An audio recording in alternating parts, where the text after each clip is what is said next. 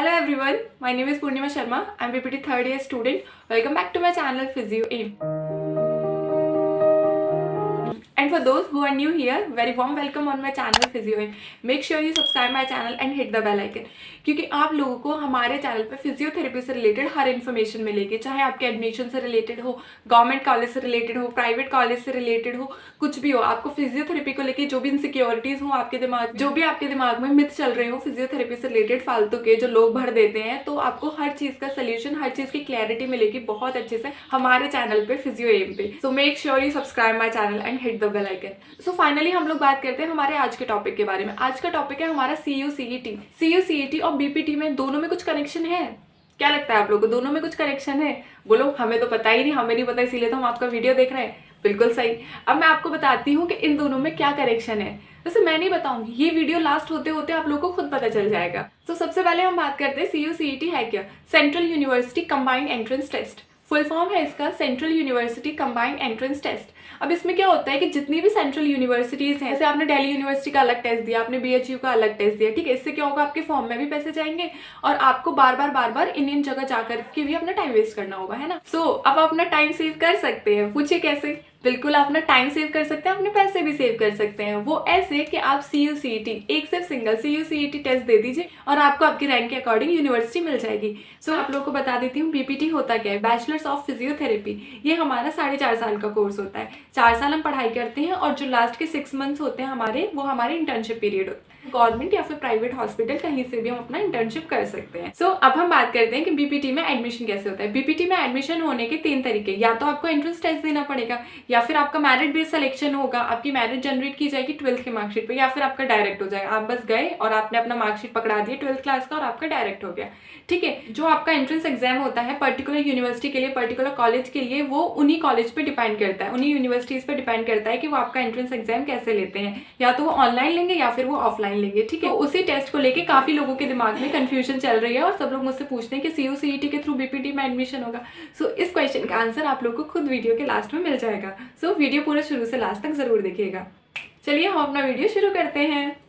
अब हम बात करते हैं कि CU-CET कंडक्ट कौन कराता है। CU-CET कंडक्ट कराता है NTA, नेशनल टेस्टिंग एजेंसी, ठीक है। अब हम बात करते हैं कि ये BPT से रिलेटेड है कि नहीं, क्या रिलेशन है दोनों में।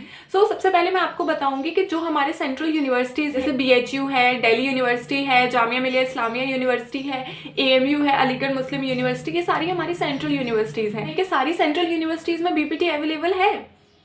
नहीं है, बिल्कुल भी अवेलेबल नहीं है। तो सबसे पहले हम बात करते हैं दिल्ली यूनिवर्सिटी की। दिल्ली यूनिवर्सिटी में BPT है? नहीं है। दिल्ली यूनिवर्सिटी हमने साइड कर दिया। पर एक बात आप लोग याद रखिए, जो दिल्ली यूनिवर्सिटी है उसमें एंट्रेंस टेस्ट होता है, DUET, Delhi university entrance test, वो BPT के लिए भी होता है।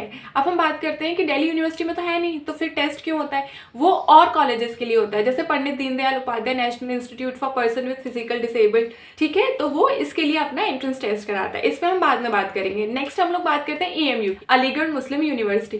पहले क्या था कि अब तक AMU में BPT था ही नहीं, AMU में सिर्फ डिप्लोमा था। पहले हम लोग AMU का CET देते थे और उसके थ्रू हम लोग डिप्लोमा में एंटर हो जाते थे। जैसे डिप्लोमा जरूरी नहीं हो फिजियोथेरेपी का हो, बहुत सारे डिप्लोमा के कोर्सेज होते हैं, जैसे आपका ऑप्थेल्मोलॉजी का हो गया, आपका फार्मेसी का हो गया, ठीक, और अभी भी है ऐसा, ठीक। अगर आप चाहें तो AMU का CET दे सकते हैं। हम लोग इसकी बात नहीं कर रहे थे, हम लोग BPT की बात कर रहे थे।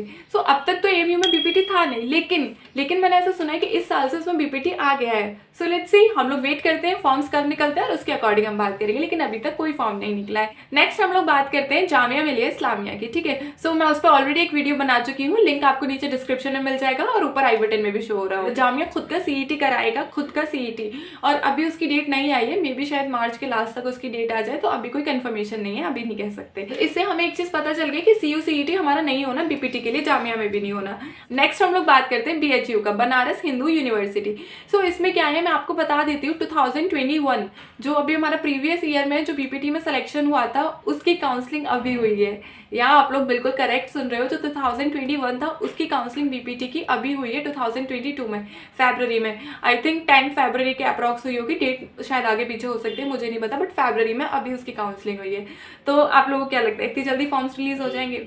बिल्कुल नहीं होंगे। इस वीडियो के थ्रू आपके 2 डाउट्स क्लियर हो रहे हैं। पहला तो CU-CET होना है, बीपीटी आप CU-CET से दोगे कि नहीं, बीपीटी का एंट्रेंस एग्जाम आप CU-CET के थ्रू दोगे या नहीं। और दूसरा क्या है कि जो टॉप यूनिवर्सिटीज़ हैं, जो सेंट्रल यूनिवर्सिटीज़ हैं, जो बीपीटी कराती हैं, मैं वो भी आपको बता रही हूँ, और ये भी कि उनके फॉर्म्स अभी नहीं निकले हैं। ठीक है, तो आपके सारे डाउट्स एक साथ में क्लियर कर रही हूँ। पहले क्या होता था, बनारस हिंदू यूनिवर्सिटी में एक कॉमन टेस्ट होता था, ठीक है, बी फार्मा के लिए, आपका बीपीटी के लिए और आपका BSc नर्सिंग के लिए। ठीक है, बट जैसे कि आप लोगों को पता है, गवर्नमेंट ने पिछले साल ही नोटिस निकाल दिया था कि BSc नर्सिंग, जो BSc नर्सिंग है उसमें भी एडमिशन नीट के थ्रू होगा। तो आपको क्या लगता है, इस बार खाली बीपीटी और बी फार्मा के लिए फॉर्म्स निकलेंगे या फिर BSc नर्सिंग का निकलेगा?